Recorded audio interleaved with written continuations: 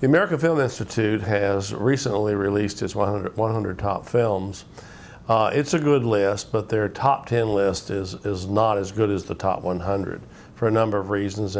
But I picked my own top 10 movies, which I really think are the best movies of all time, in my opinion, and for a number of reasons.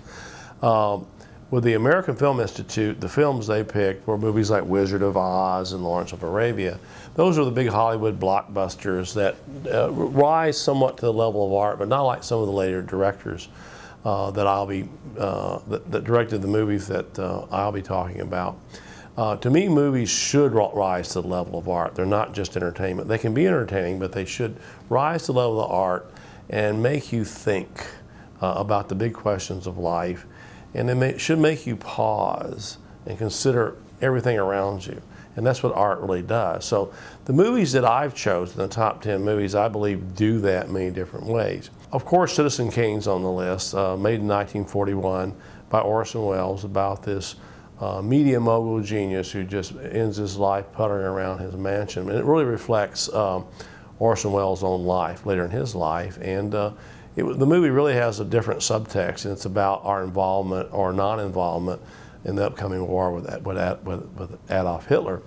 Another movie I put on my list is The Third Man, which was released in 1949. It's a movie by Carol Reed, and it focuses on the post-war greed that we were starting to see after World War II. And it really just prefigures a lot of what we're seeing happening today with our own armaments industry and the war in Iraq.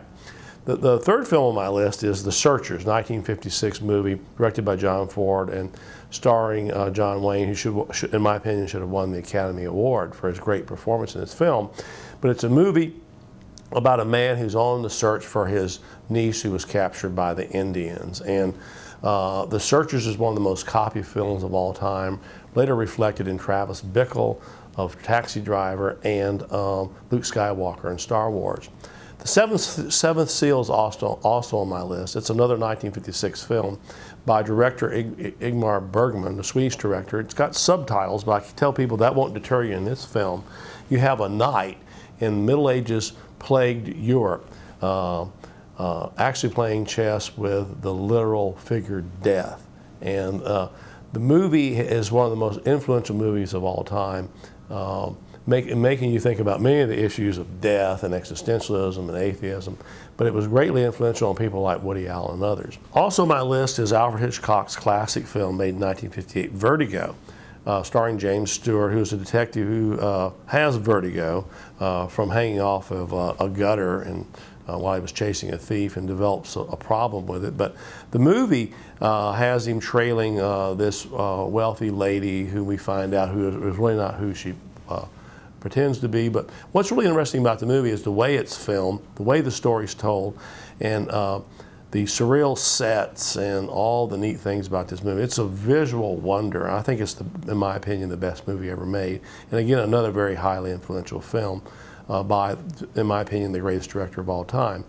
On my list is also The Wild Bunch, made in 1969, Sam Peckinpah's massacre film, which he raised violence to the level of art in this movie.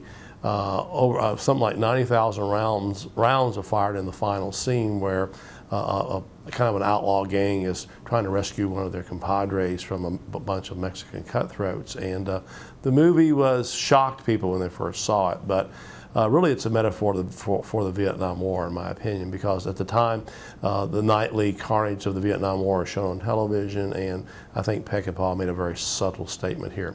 Also, A Clockwork Orange is on my list. Stanley Kubrick's 1971 film about a group of thugs who are in the future, and chaos reigns, and the leader of the gang is captured, and he's put under psychoanalytic conditioning to see if they can change his behavior. So this really goes about what is human nature all about, and can you really change this? And we see in the end that all this is confused anyway. But it was highly influential on a lot of the punk movement that emerged in the 1970s and thereafter.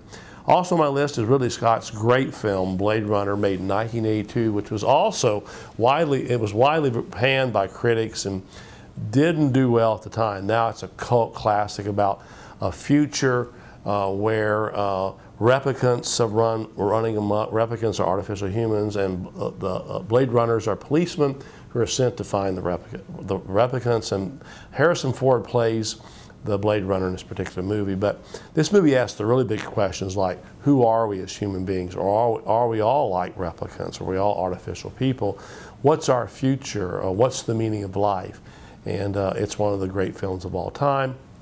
Also on my list is David Lynch's influential movie, Blue Velvet, made in 1987, about a young college student who finds a severed ear in an empty dirt lot, and he finds himself as he falls trying to find out about the ear, and he gets involved with a kind of a weird sexual escapade in the dark world of crime. And the thing about this movie is it's been so influential on just a whole host of directors and actors. In fact, I'd say David Lynch from 1987 on is probably the most influential director since that time and up to date. There's no one that mirrors David Lynch.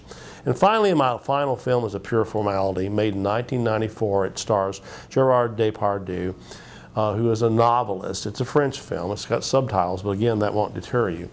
Who finds himself under suspicion for murder, and he's grilled by the police investigator, who is played by Roman Polanski. And what we find is there's a really strange subtext here. It's almost like none of this is real, it's happening, and we find out that there's really an other world operating in this particular movie. It's one of the most visually stunning movies ever made. I mean, even if you don't like the story, and I don't know why people wouldn't, it's worth the watch. So I think these are my top 10 films, and I do believe they're better than what the American Film Institute gave us. So I would say watch and enjoy.